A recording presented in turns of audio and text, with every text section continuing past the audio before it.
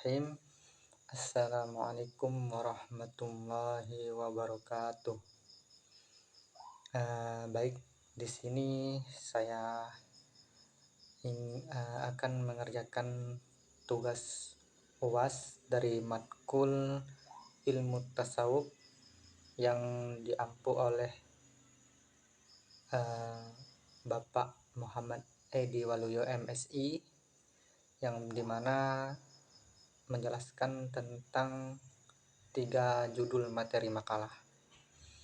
Baik, yang pertama yaitu saya mengambil judul tentang definisi ilmu tasawuf, ruang lingkup, dan tujuan mempelajarinya. Baik, yang pertama yaitu definisi ilmu tasawuf. Secara etimologis, tasawuf berasal dari kata bahasa Arab yaitu tasawwafa atau yatasawwafu, dan ada juga yang menjelaskan tasawuf berasal dari kata suf yang berarti bulu domba. Penganut tasawuf menjalani kehidupan yang sederhana tetapi berhati mulia, kemudian menghindari pakaian sutra dan memakai pakaian yang tebal, yaitu berbahan bulu domba. Jadi bulu domba itu merupakan simbol kesederhanaan. Kata tasawuf juga berasal dari kata saf yang berarti barisan, dan dimaksudkan untuk para jemaah yang sholatnya di barisan terdepan, yang mana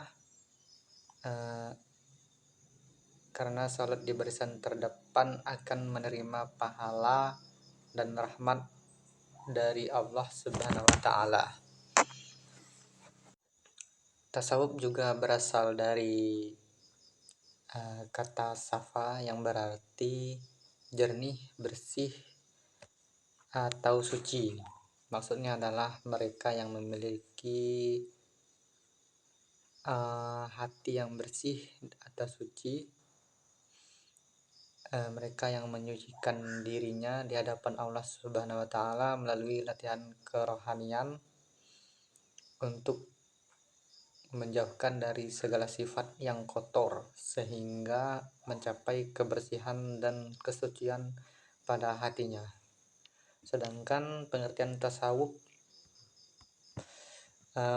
secara terminologi ini ada menurut para ahli, ada beberapa, yaitu menurut yang pertama yaitu menurut Syekh Abdul Qadir Jailani berpendapat tasawuf adalah mensucikan hati dan melepaskan nafsu dari pangkalnya dengan khalawat, riyadlah, taubah, dan ikhlas.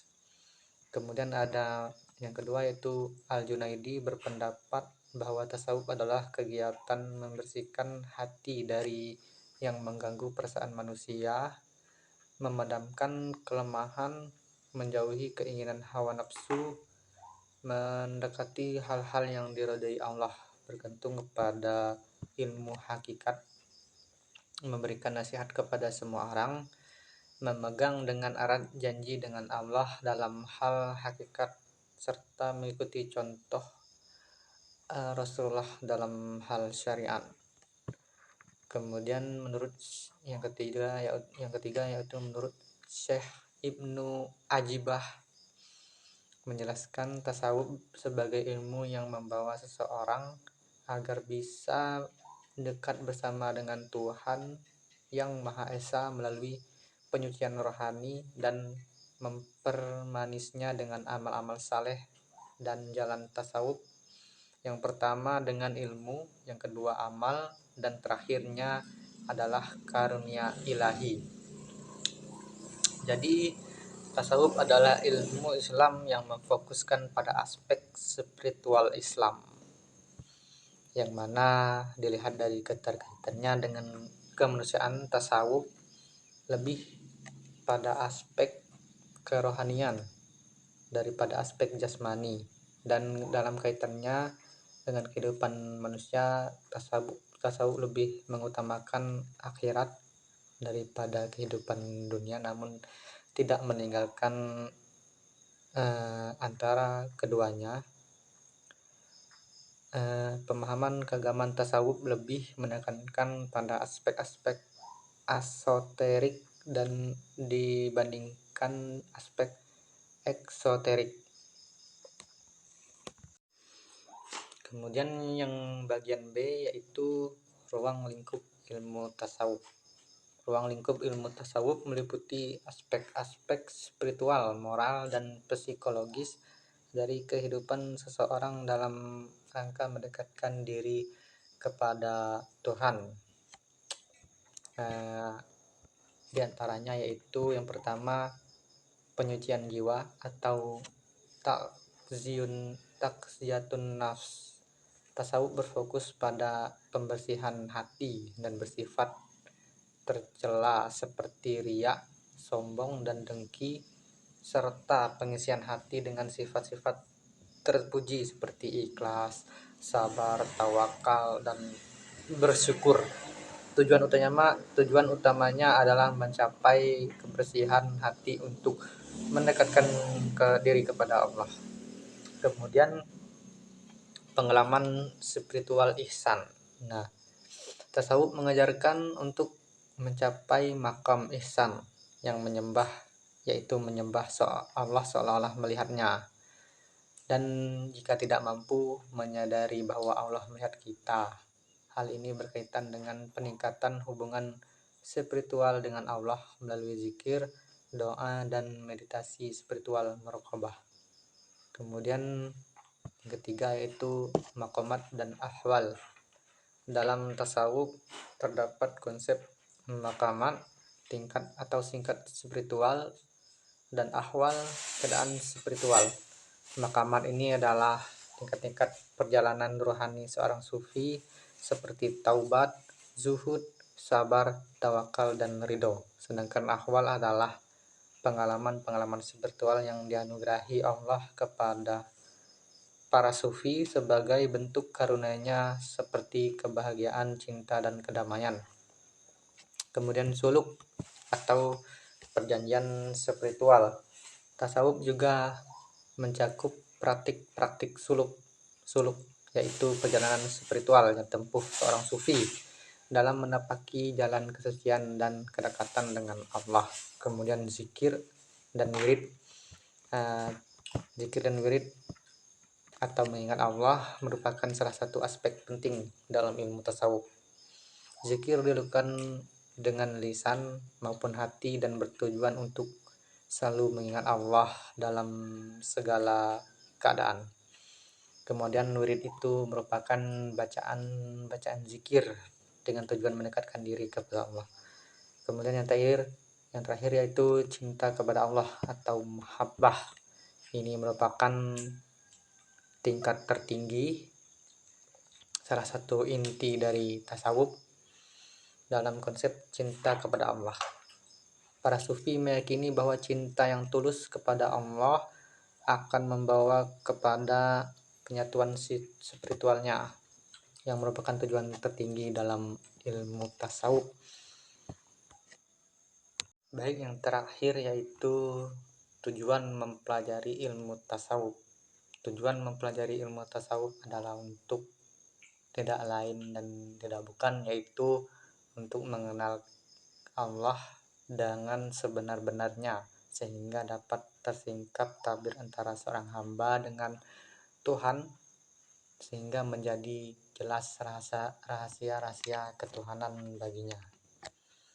Dengan jalan tasawuf, seseorang dapat mengenal Tuhan, merasakan adanya, tidak sekedar mengetahui bahwa Tuhan itu ada. Oleh karena itu, tasawuf mensyaratkan ketaatan yang sempurna dari kewajiban-kewajiban agama sebagai pola hidup dan menolak hasrat-hasrat hewani.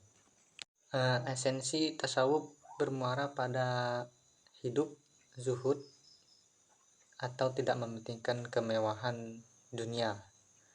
Tujuan hal ini dalam rangka dapat berhubungan langsung dengan Tuhan, dengan perasaan benar-benar di hadirat Tuhan. Para sufi menganggap ibadah yang diselenggarakan dengan cara formal atau madoh belum merasa cukup karena belum memenuhi kebutuhan spiritual kaum sufi dalam pandangan Syed Nur bin Syed Ali bahwasanya tujuan dari ilmu tasawuf ada beberapa, yaitu berupaya menyelamatkan diri dari akidah-akidah syirik dan batil, melepaskan diri atau takhalli dan dari penyakit-penyakit kalbu, kemudian mengisi diri tahalli dengan akhlak yang Islam yang mulia, menggapai derajat ihsan dalam ibadah atau tajalli, menstabilkan akidah persahabatan ketuhanan subhanillahiyah dengan maksud Allah Subhanahu wa taala melihat hamba-hambanya dengan meliputi mereka dari segala arah ilmu kekuasaan, pendengaran dan penglihatannya. Jadi kesimpulannya, tasawuf adalah ilmu untuk mengenal Allah dengan sebenar-benarnya, untuk mensucikan jiwa dan hati manusia. Tujuan tasawuf juga memiliki arti mendekatkan diri sedekat-dekat mungkin dengan Tuhan, sehingga ia dapat melihatnya dengan mata hati, bahkan ruhnya dapat bersatu dengan roh Tuhan. Tuhan adalah Maha Suci, maka yang dapat diterima Tuhan untuk mendekatinya adalah roh yang suci. Tasawuf adalah ilmu yang membahas masalah pendekatan diri kepada Allah atau Tuhan melalui cara penyucian rohnya. Baik, kemudian materi yang kedua yaitu tentang aliran-aliran tasawuf dan karakteristiknya. Pembahasan yang pertama yaitu tentang aliran-aliran dalam tasawuf dan karakteristiknya. Masa pengembangan tasawuf terjadi pada abad ke-3 dan ke-4 Hijriah. Dalam abad ini mulai muncul dua aliran yang saling bertentangan dari kalangan sufi, yaitu tasawuf semi filosofis dan tasawuf sunni. Dua aliran besar tasawuf inilah yang pada gilirannya berkembang di seluruh dunia Islam. Tasawuf semi filosofis. Para penganut tasawuf semi filosofis cenderung mengungkapkan ganjil atau satahiyat serta bertolak dengan keadaan fana menuju pernyataan tentang terjadinya pernyataan ataupun hulul. Tasawuf model ini identik dengan tasawuf tipe dengan keadaan mabuk atau sukr intoxication yang dikuasai oleh perasaan kehadiran Tuhan, di mana para sufi melihat Tuhan dalam segala sesuatu dan kehilangan kemampuan untuk membedakan antara makhluk-makhluk. Tokohnya yaitu ada Abu Yazid al-Bustami, Abu Mansur al-Hallaj, Ibnu Atto al-Shibli, Bundar Ibnu Husain, Abu Hamzah al-Baghdadi, Sumun al-Muhaib, dan beberapa sufi Irak. Dari mereka inilah kemudian dapat ditemukan bibit-bibit ajarannya pada diri Ibnu Arabi dalam sistem ajaran Wahdat al-Wujud. Semua sufi tersebut mengakui bahwa semua itu tidak akan tercapai tanpa latihan yang teratur atau riyadhah. Ajaran yang muncul di abad ini adalah faham fana, baqo, ijtihad, dan hulul.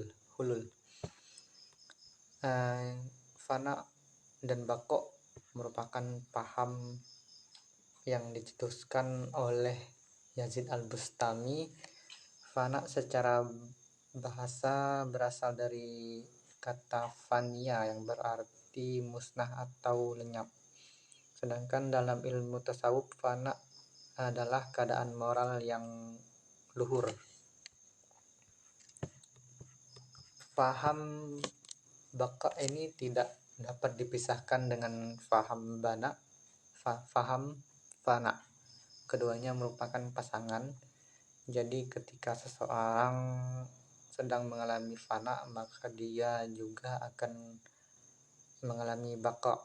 Dengan demikian dapat dipahami bahwa yang dimaksud dengan fana adalah lenyapnya sifat-sifat basyariah, akhlak yang tercela, perbuatan maksiat dan kebodohan dalam diri manusia. Sedangkan baqa merupakan kekalnya sifat ketuhanan, akhlak terpuji, dan kebersihan diri dari dosa dan maksiat. Untuk mencapai baqa ini dibutuhkan usaha dari calon sufi seperti taubat, zikir, beribadah, serta menghiasi diri dengan akhlak terpuji. Kemudian ijtihad adalah tahapan lanjutan yang dialami oleh seorang sufi serta melalui fana dan baqo.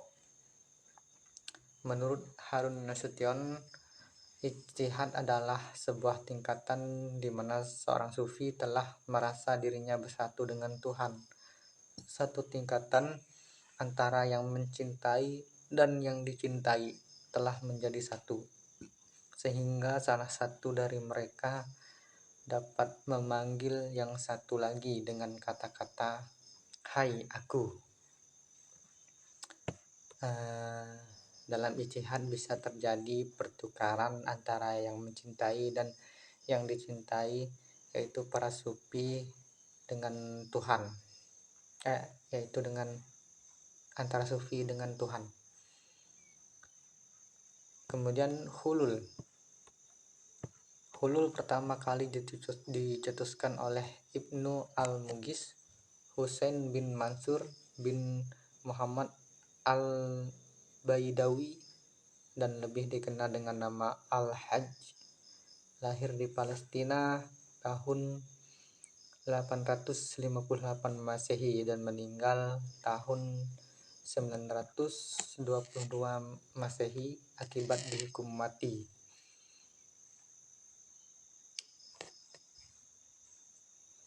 Di Baghdad karena paham hulul yang diajarkannya. Hulul adalah Tuhan mengambil tempat dalam tubuh manusia, di mana manusia tersebut telah mampu melenyapkan sifat-sifat kemanusiaannya melalui fana dan baqo. Kemudian tasawuf Sunni. Tasawuf Sunni adalah tasawuf yang banyak dikembangkan oleh kaum salaf, di mana ajaran-ajarannya lebih mengarah pada perilaku yang sesuai dengan Al-Quran dan Sunnah Nabi Muhammad SAW, jalan menuju meningkatkan kualitas diri kepada Allah. Tasawuf Sunni berbeda dengan tasawuf semi falsafi. Jika para sufi tasawuf semi falsafi mengalami syatahiyat, kemabukan spiritual ataupun ekstasi, maka para sufi tasawuf Sunni berada dalam keadaan sadar atau tidak mabuk. Keadaan sadar dan tidak mabuk atau sobriety dipenuhi dengan rasa takut dan hormat atau haibah, rasa bahwa Tuhan betapa agung, perkasa, penuh murka dan jauh, yang tidak peduli dengan persoalan kecil umat manusia. Tasawuf Sunni banyak pengikutnya terutama di negara-negara yang bermazhab Syafi'i. Hal ini dikarenakan penampilan paham dan ajaran-ajarannya yang tidak terlalu rumit. Adapun ciri-cirinya yaitu melandaskan diri pada Al-Quran dan Sunnah, tidak menggunakan terminologi filsafat, lebih bersifat mengajarkan dualisme dalam hubungan antara Tuhan dan manusia, kemudian kesinambungan antara hakikat dan syariat, lebih berkonsentrasi pada soal pembinaan pendidikan akhlak serta pembuatan jiwa dengan cara riyadhah, latihan mental dan langkah tahali dan tajalli. Kemudian ada juga tasawuf akhlaki. Saya jelaskan secara singkat.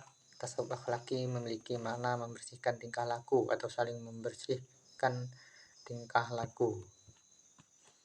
Kemudian ada tasawuf amali. Tasawuf amali ini membahas tentang bagaimana cara mendekatkan diri kepada Allah, seperti dipraktikkan di dalam kelompok tarekat, di mana dalam kelompok ini terdapat sejumlah sufi yang mendapat bimbingan dan petunjuk dari seorang guru pembimbing, dan amalan yang harus dipenuhi oleh seorang sufi dalam mencapai kesempurnaan rohani agar dapat berhubungan langsung dengan Allah. Kemudian tokoh-tokoh tasawuf, diantaranya itu ada Hasan al-Basri, kemudian ada al-Munasibi, al-Quraisy. Tokoh tasawuf falsafi juga ada Ibnu Arabi, al-Jili, kemudian ada Ibnu Saba'in.